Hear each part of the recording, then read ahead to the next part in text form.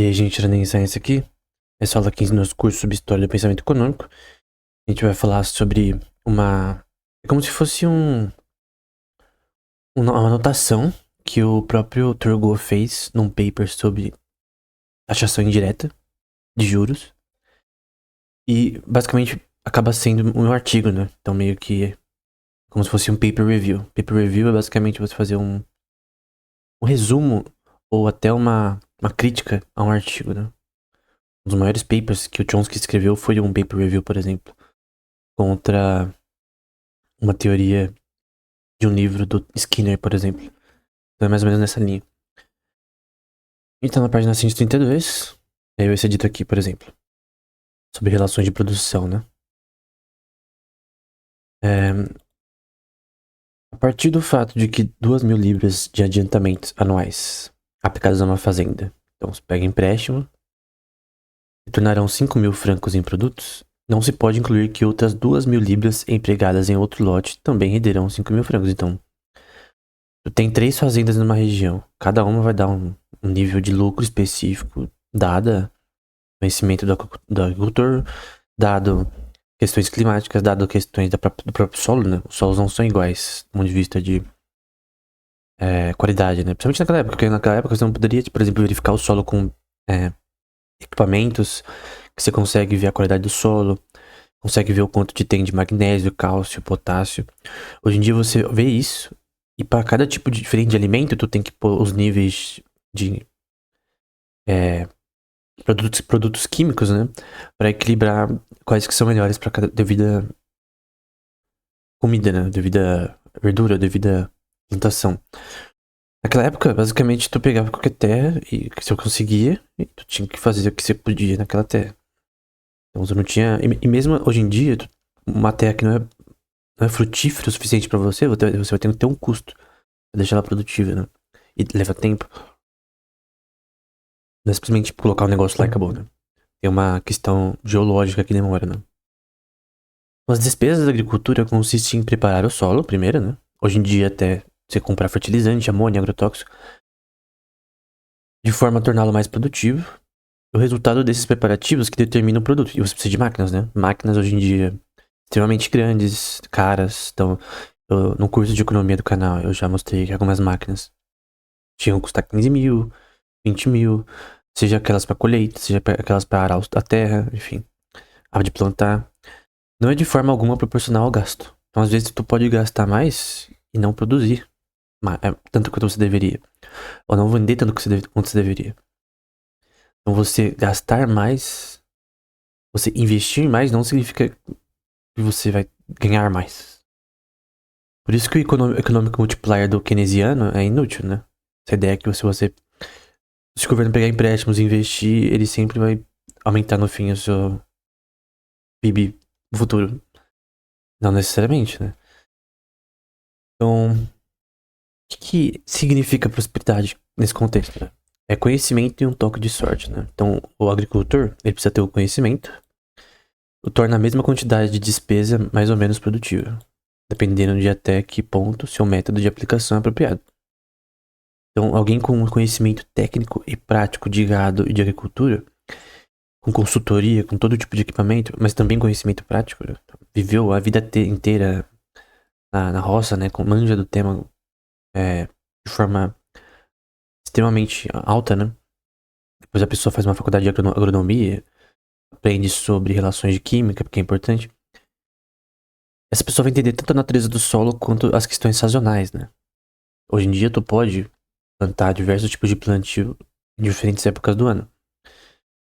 Nas mesmas épocas do ano, né? Anteriormente não, tu tinha que só plantar determinado período. Tinha períodos que não tinha maçãs, tinha períodos que não tinha laranja, dependendo do fruto, né?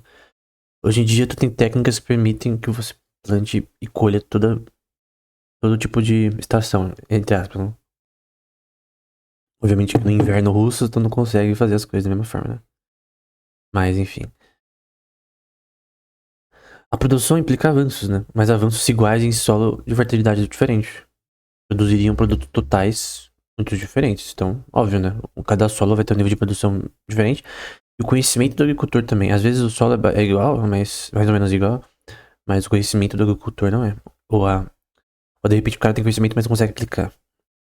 Isso, questões de administração, né? Isso por si só seria suficiente para provar que o produto não é inteiramente proporcional aos avanços. Ou seja, não é porque tu investiu na fazenda, tu arou a terra, tu fez tudo. Tu vai ter lucro. Às vezes seu custo fica tão alto que mesmo você podendo ter lucro possível, você não gerenciou bem seu custo e você vai ter prejuízo. Ou menos lucro, né? E você não pode gastar mais do que o necessário, né? A terra certamente tem uma fertilidade limitada. Então, tu não pode produzir ali ad infinito, né? E se você fazer merda, se você ter doenças que espalham na plantação e você não corrigir rapidamente, se você não, porque as plantas elas pegam doenças, né? Hoje em dia tu tem técnicas de câmeras com inteligência artificial para identificar um reconhecimento de objetos, as plantas que podem possuir ou não, os frutos que podem possuir ou não algum tipo de doença, algum tipo de organismo que está alterando eles, né? Tem relações como GMOs, que são alimentos geneticamente modificados, como por exemplo, tu muda a proteína da uva para ela não ter semente. Porque a proteína tem um fenótipo, né? O fenótipo é basicamente o que vai acontecer na uva. O fenótipo da uva em relação à semente é ela ter semente. Ela não ter semente significa que você cancelou esse fenótipo. Ele é produzido proteicamente, né? Até o dogma, o Central Dogma of Biology, né? O dogma central da biologia do Francis Crick é que você tem a relação de DNA, RNA, proteína. Então, do DNA, dos aminoácidos, né? Adenina, guanina, citosina e timina, tu produz proteínas que tem 20 aminoácidos, e das proteínas tu produz, que são as sequências de aminoácidos, né? Você produz as proteínas que vão fazer coisas, né? Você tem todo um sistema de translação, código genético que vai fazer questões nesse contexto. Só que também tu tem uma relação de proteína pra DNA, tá? De ambiente pra proteína DNA. É uma relação da inversa também. Embora antes as pessoas acreditavam que era só de DNA pra proteína, na verdade, o inverso também acontece. Então, supondo que tenha sido arada, adubada, martelada, aterrada, capinada, blá blá blá, é óbvio que todas as despesas adicionais seriam inúteis e que tais aumentos poderiam até se tornar prejudiciais. Então, às vezes, tu tá falando, eu vou produzir mais. Mas se sua demanda não atender a oferta que você tá criando, vai ter prejuízo, porque não vai ficar pra sempre esse alimento. Temporalmente, as pessoas não comem, por exemplo, milho ad infinitum, né? Elas têm um limite àquela dada população que você vende. Então, o que você poderia fazer é falar, eu vou produzir mais do que minha demanda nacional e o resto eu vendo internacionalmente. Aí tu ganha até em dólar e tal. Mas se você vender só nacionalmente, tu se ferra. Então, um exemplo. Essa curva em vinho é total revenue ou é como se fosse, acho que é receita total em português. Eu confundo faturamento e receita. Português, mas enfim. E aqui é o custo total. Não tem como você calcular o custo do futuro, tá? O custo ele pode variar por N coisas que você não tem controle, não tem como você calcular. Depende de coisas do fornecedor, depreciação, enfim, muitas coisas. Não tem como calcular a curva de custo, mas enfim. Aqui é só um exemplo. Tem a quantidade de coisas que e o seu faturamento para custo, né? Você pode ver que tem uma seção aqui que eu vou deixar até em laranja, que é o meu máximo de lucros. E tu vê que meu ponto máximo é essa parte A. Meu ponto mínimo é esse ponto B. O que você quer fazer? Tu quer que você tenha obviamente, tipo, óbvio. Se eu produzo mais, eu tenho mais custo, né? Você concorda? Os fatores de produção, eles não vão mudar.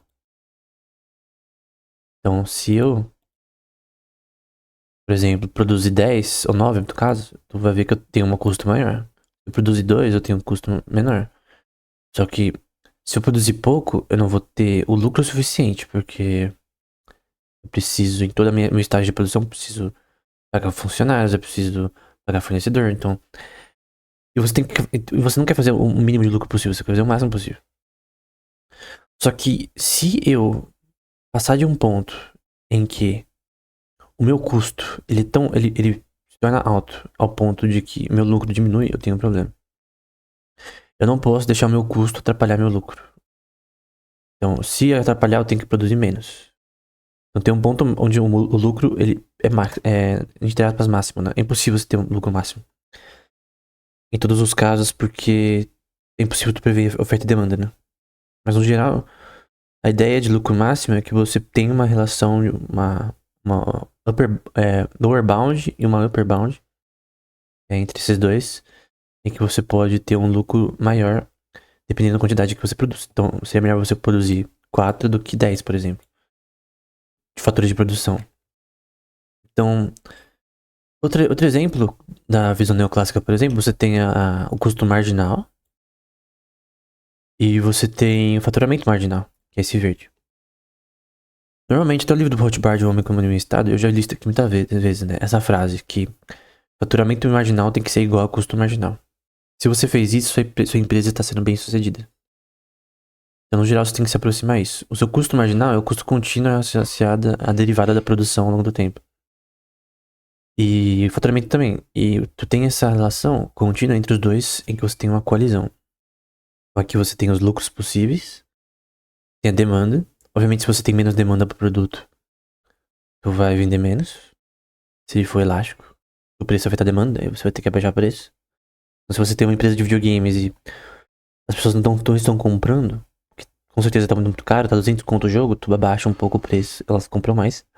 No fim, tu acaba fazendo um faturamento maior do que se fosse o preço 200. Então, às vezes, um jogo que todo mundo quer comprar, se fosse 150, as pessoas comprariam mais rápido. Então, tu faz uma promoção de 150 por um tempo e as pessoas comprariam mais rápido. E você tem o average total cost, que é o custo médio total. O Rothbard mesmo vai dizer que essas curvas de custo são inúteis, tá? É incalculável esse negócio, mas enfim. O grande ponto é que normalmente tu quer que o faturamento marginal seja igual ao custo marginal. E obviamente tem uma quantidade X que se você passar dela, tu tem um problema. Por questões de utilidade marginal, o valor do produto vai diminuir. E aí, no caso, vai perder dinheiro. E tem um outro ponto que é os retornos diminuintes, né? Então tu tem as unidades de produção, vamos supor que é sapatos. Então você tá produzindo sapatos. Você tem o output geral deles, aqui são os fatores de produção. Então para tantos sapatos eu tenho que ter L1 de fatores de produção. Para produzir Y2 sapatos eu tenho que ter L2 de produção. Então preciso de mais máquinas ou mais pessoas.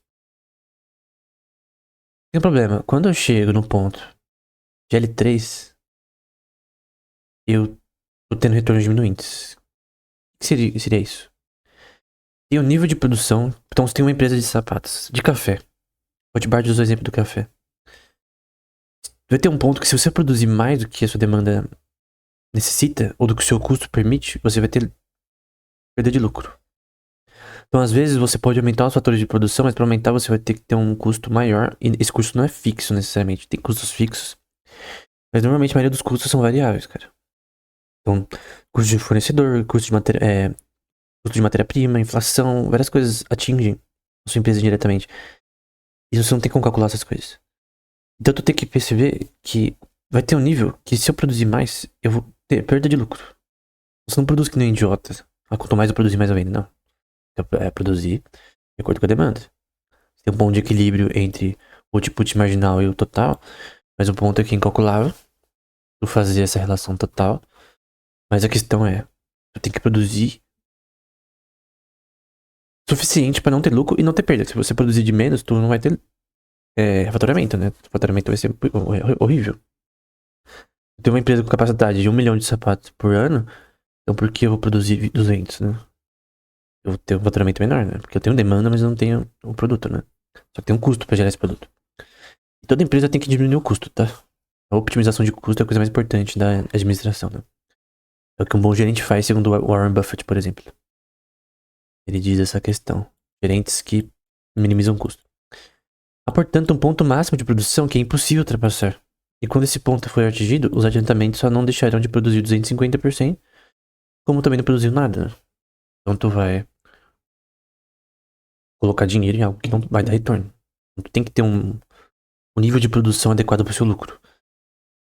Não é apenas concebível, mas é certo que adiantamentos muito pequenos geram um lucro menor do que adiantamentos muito grandes. Então, obviamente, quando você tem mais investimento, tu pode gerar mais dinheiro. E que a relação entre lucros é maior do que entre adiantamentos. Se 2.000 libras rendem 5.000, 1.000 podem não render 1.500. E assim sucessivamente, né? Então não é porque você tá investindo dinheiro que você vai fazer mais. Se você não fazer isso de forma adequada. Ou se você tem problemas que são questão até de sorte. Então, questão de eficiência de capital, né? O que é eficiência de capital? É você, de fato, empregar aquele capital de forma que ele gera mais retorno. Então, passado esse ponto, se os adiantamentos forem aumentados ainda mais, o produto ainda aumentará. Mas menos, e continuamente menos, e menos. Aí você tem isso daqui, né? O retorno diminui, ele vai diminuindo. Vai diminuindo, diminuindo, diminuindo. Cada vez menos. Eu aumentei os fatores de produção, mas eu tô produzindo mais. Tipo, ninguém pode negar que tu tá produzindo mais. Tá empregando mais funcionários, empresas terceirizadas e tudo. Mas o seu retorno não diminui. Então, tu é burro porque tu tá perdendo lucro. Na prática, né? Então, e continuamente menos e menos até que uma adição de adiantamentos não acrescente mais nada ao produto. Porque a fertilidade do solo se esgota e a arte não pode mais aumentar o produto. Então, aqui ele tá falando também sobre a questão que até tem um limite de produção. É isso. Por acre, né? Por acre você tem um limite de produção mesmo com técnicas atuais hoje em dia. Aí você pode falar, não, e se fazer agricultura vertical? E se fazer... Por exemplo, você poderia fazer agricultura vertical num prédio. E aí você poderia ter um sistema também de transporte dessas commodities nesse prédio enorme. Vamos supor que seja um prédio do tamanho do Empire State, ou do tamanho daquele prédio lá de Dubai. Agricultura vertical, basicamente, tu tem plantações verticais, é literalmente isso. Tu pode pôr hidropônica, questões de irrigação. E vamos supor que é um prédio. Mesmo assim, eu não creio que você vai produzir mais do que alguém na Terra, porque você não tem custo tão alto assim. Se tu conseguisse fazer um custo menor, não sei. Mas eu acho que o custo de agronomia vertical ele é mais maior. Até porque não é uma área tão. É uma demanda tão enorme na agricultura em relação a outros temas. Acaba que a agricultura vertical ela não necessariamente é menos custosa, né? No longo prazo. Tem um custo que ele é até de curadoria pra ver se tá tudo certo ali. Que é maior. É a qualidade do produto. Não necessariamente a agricultura vertical, mesmo que seja feita de uma forma escalável, né? Seja menos custosa e te dê lucro, que é o foco, né? Enfim. Bom, você tem aqui um exemplo de imposto nos vendedores, né? E como isso afeta o consumidor. Então, tu tem uma quantidade QE, Q2 e Q1. Aqui é uma quantidade maior, obviamente, para a direita.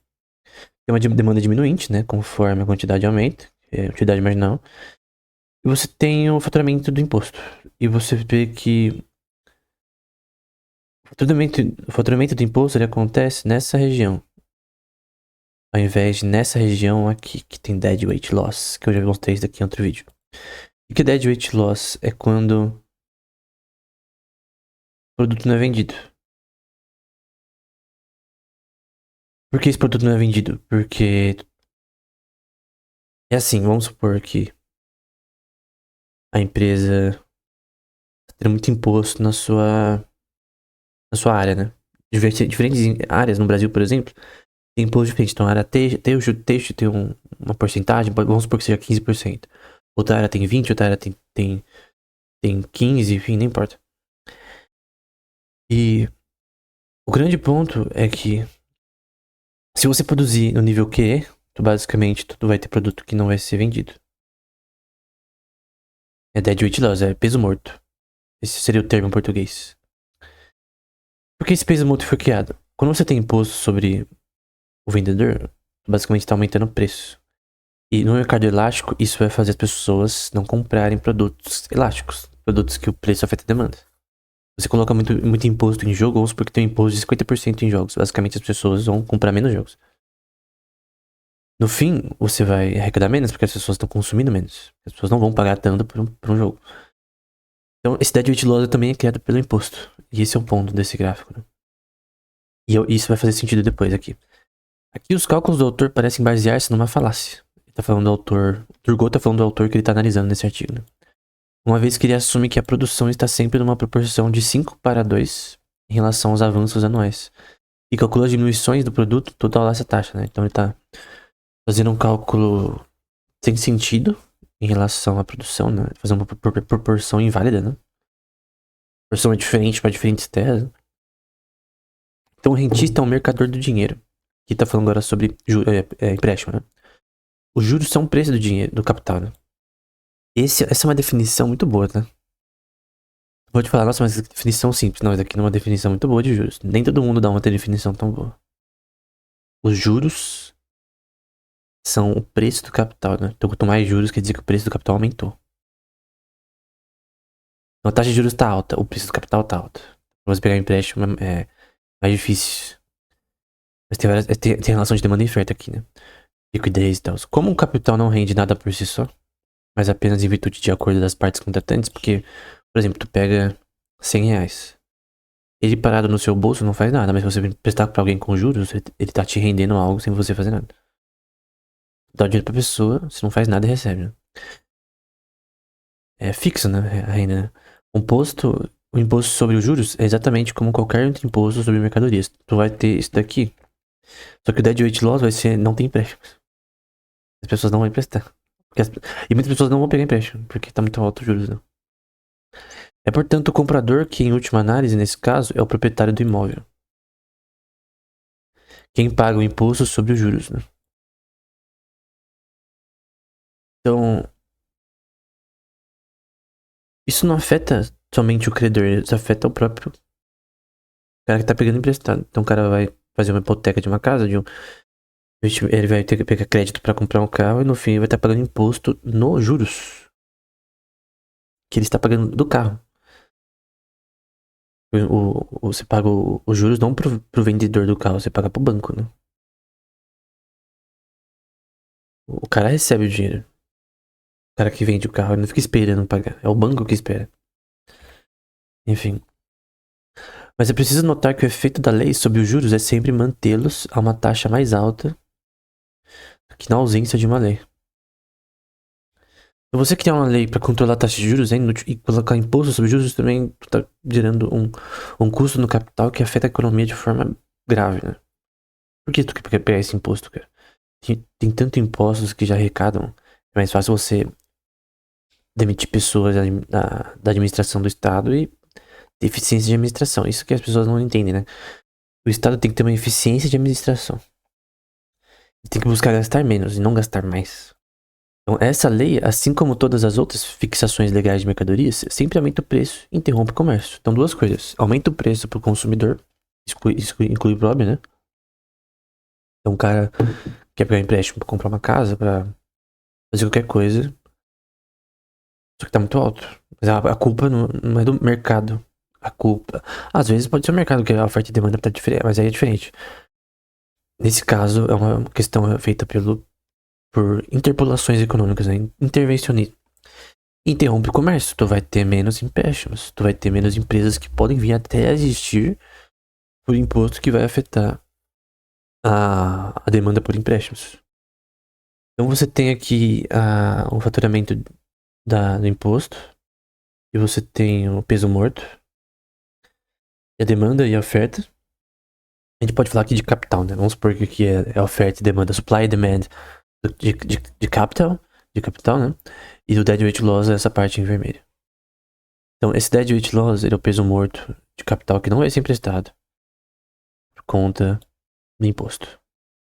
Então, se você diminuísse esse imposto a um nível assim, por exemplo, ou menos, na verdade, talvez poderia gerar um efeito mais orgânico que poderia tirar esse deadweight loss na prática. Quando o soberano tributa os juros, todo o impacto da lei recai sobre os acordos existentes. Como o credor não pode exigir o reembolso, não tem quaisquer meios de recuperar a sua perda.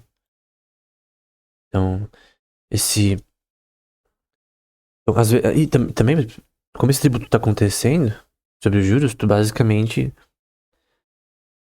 Primeiro, você ferra o comprador porque você não tá ferrando só o credor, porque o comprador ele vai ter que pagar mais. Ele vai ter que. Vai ter um juros maior.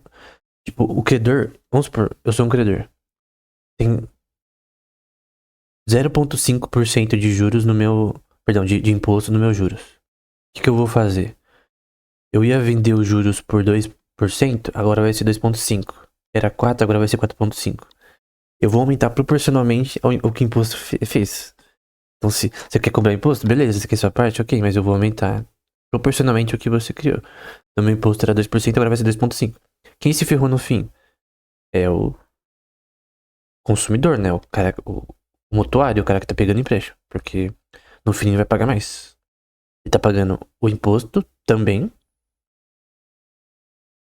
Porque pensa, o credor, ele não pagou nada, tecnicamente. Ele basicamente falou, eu vou aumentar ao que eu colocaria antes. Porque eu não quero perder aqui. Não vale a pena eu simplesmente deixar 2% e perder 1,5% de juros a cada mês desse pagamento aqui. Pode ser muito dinheiro. Se você falar de empréstimos de 100 mil, 200 mil, tá falando de bastante dinheiro. Então, tá perdendo.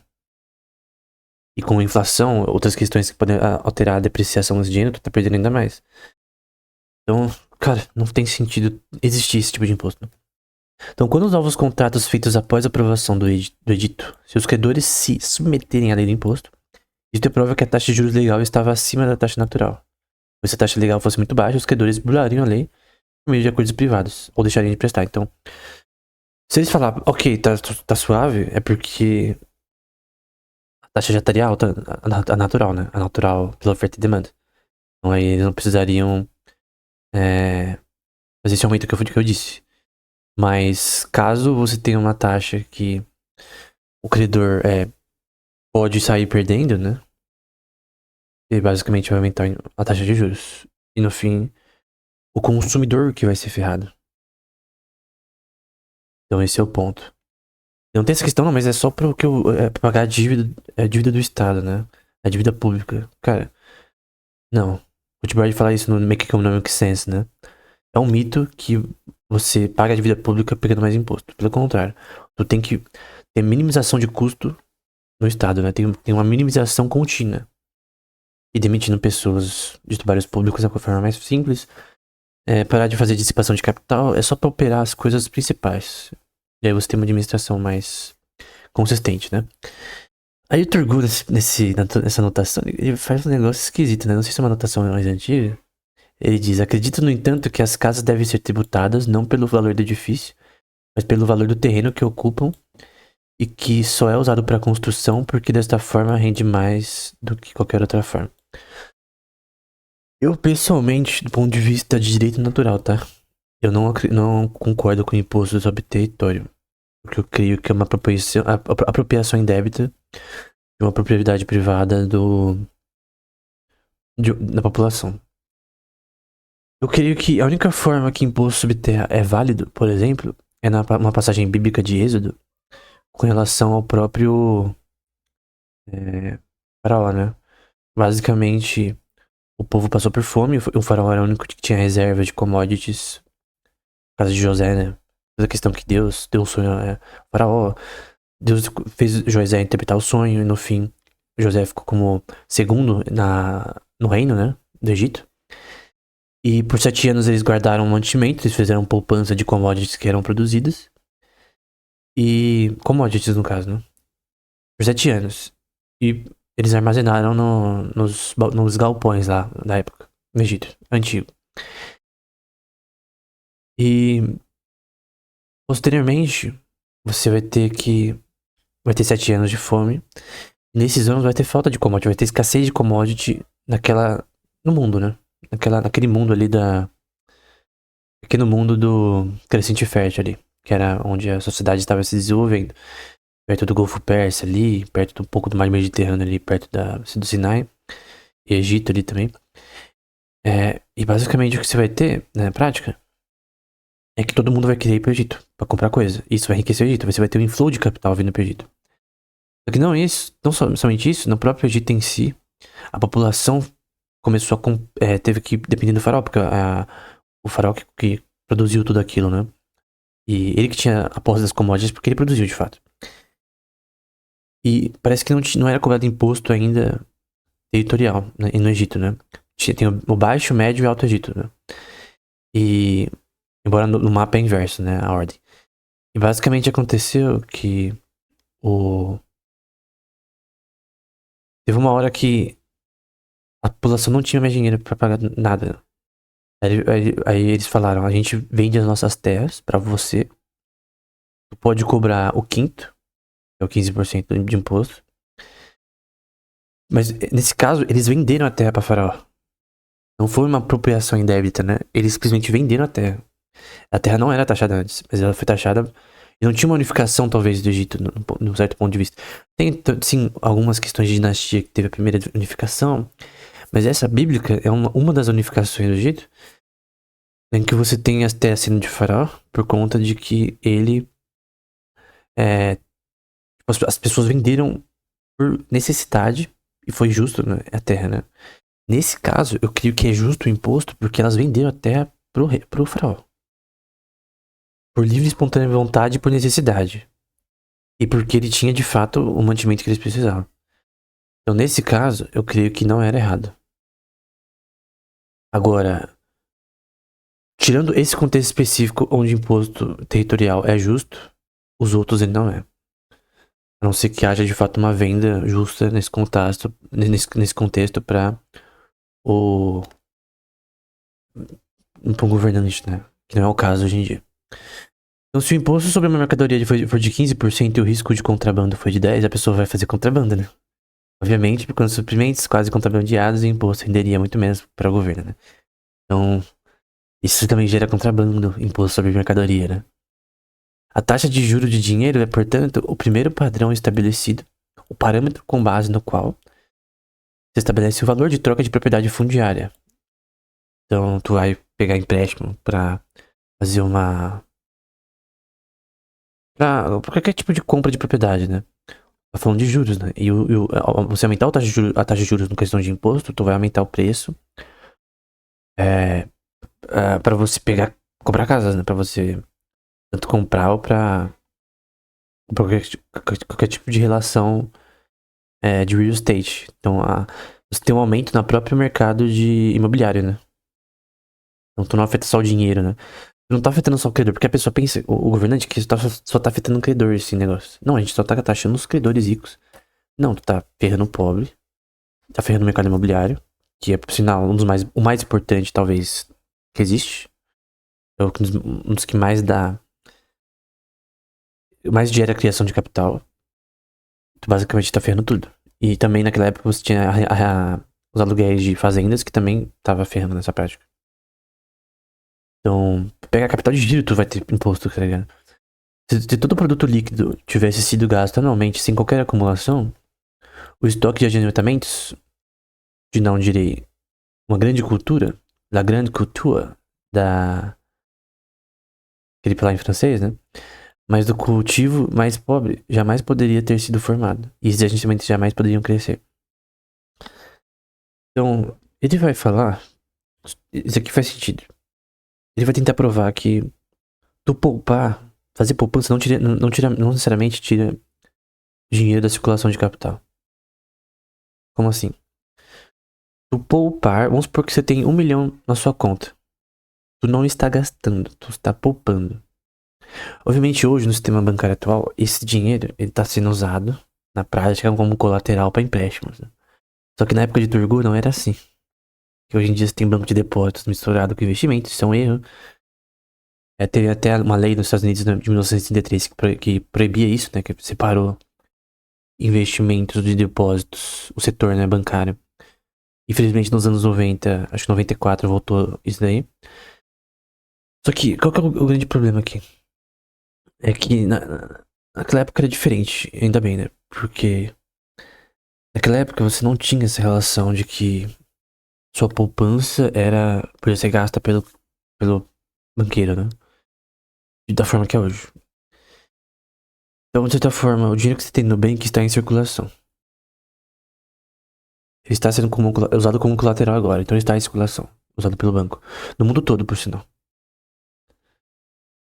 Mas ele tá falando mesmo na época dele, em que você não tem esse sistema, esse dinheiro ele não sai da circulação necessariamente. Ele pode entrar na circulação a qualquer momento. No fim, ele faz parte do capital geral da nação, né? Se alguém poupou é porque teve uma produção e teve um acúmulo. Esse acúmulo não é ruim, na minha opinião.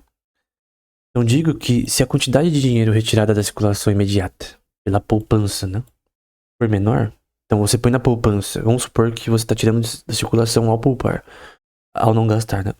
Ou mesmo se não for maior do que a quantidade de dinheiro introduzida, e você coloca em circulação, por meio do comércio, então, por exemplo, você tem a conta no Nubank.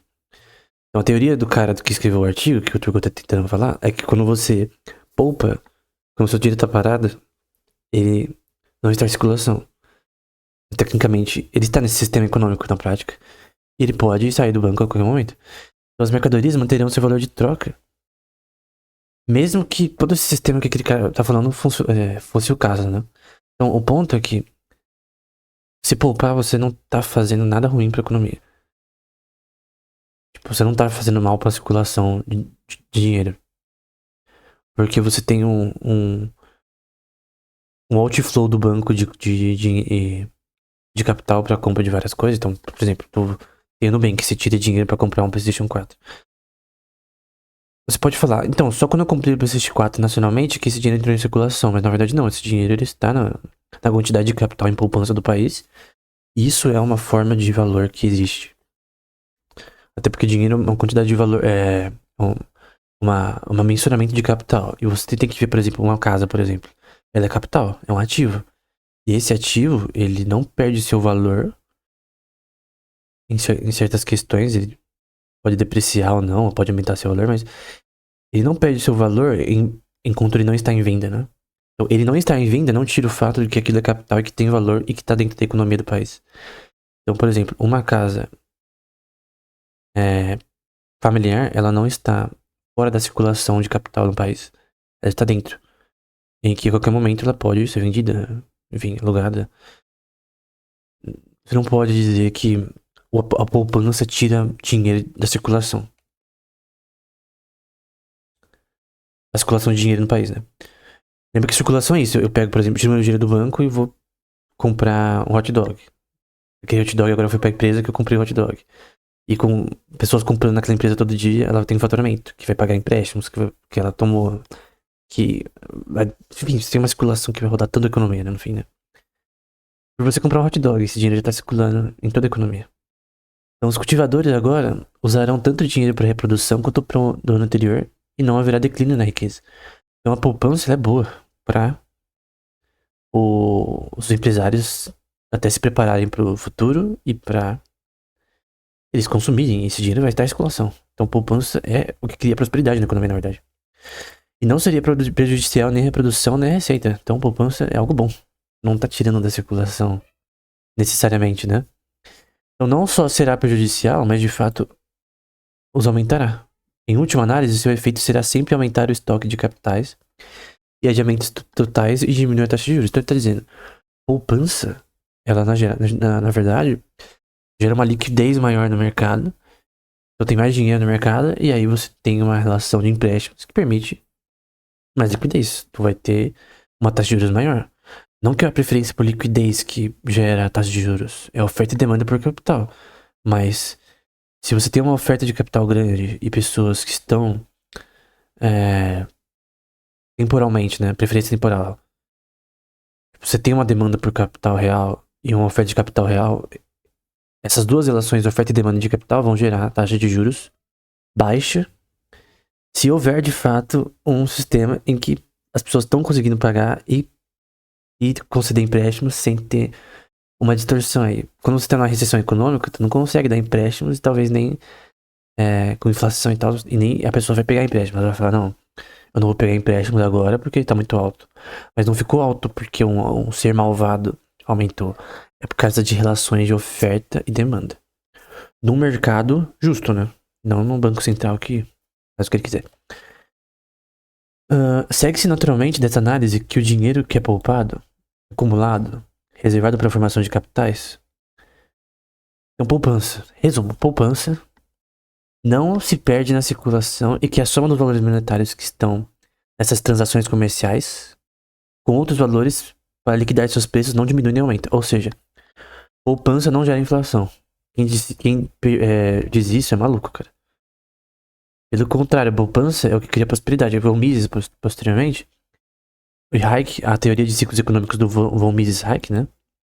Então, von Mises Hayek vai dizer, na verdade, que a poupança que cria prosperidade na nação e não empréstimos, necessariamente investimentos, mudar a taxa de juros, o que de fato cria poupança. E não efeitos de inflação criados por expansão de crédito, né? Então, se tem alguma coisa que cria prosperidade nesse mundo, é poupança. Tô falando de poupança no sentido geral, né? Macroeconomicamente também. Não é só micro. Micro é uma questão pessoal, às vezes, né? Mas macro também. Então, esse é o ponto geral. E você tem a razão para uma taxa de juros baixa, que é a oferta e demanda de dinheiro. Então, numa nação onde a agricultura, a indústria e o comércio florescem, e onde os juros do dinheiro são baixos, o estoque de capitais é imenso. Então, tu tem uma oferta e demanda por capital maior, por relações econômicas estarem corretas ali, né? Você tem uma crise econômica causada, por exemplo, como uma dot-com bubble dos anos 90, em que você não teve um retorno de capital, de taxa de juros, né? De retorno real de empresas da internet da época, né? As pessoas tiraram dinheiro dessas empresas das ações e teve um colapso, né? E várias empresas emergentes caíram, né? Da bolsa. Isso cria um problema, né? Cria um problema no mercado financeiro como um todo, porque esse dinheiro das ações, eles percorrem a economia. Quando você investe numa ação de uma empresa, esse dinheiro vai circular de alguma forma. O dinheiro que você empregou na empresa, que todo mundo pegou da empresa, vamos supor que, sei lá, tantos milhões de dólares foram investidos numa empresa e agora esse dinheiro vai rodar, porque a empresa vai usar esse dinheiro, vai rodar a economia, ela vai pegar empréstimos, ela vai conseguir comprar coisas de fora ou de dentro do país. Esse dinheiro ele vai rodar no país.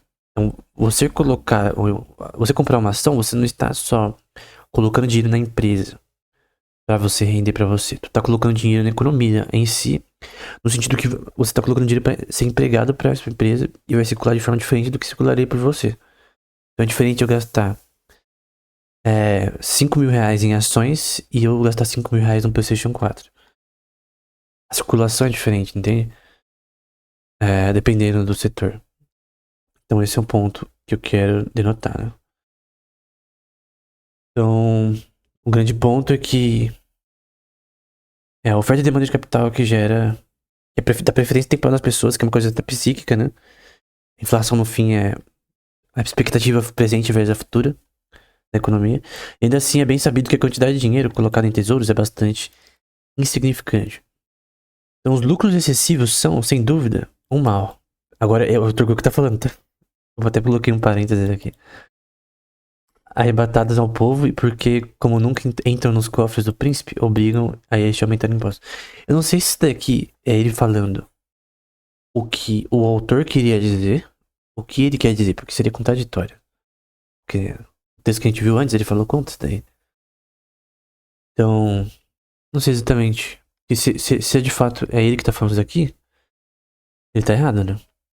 Então, na minha opinião, não existem lucros excessivos.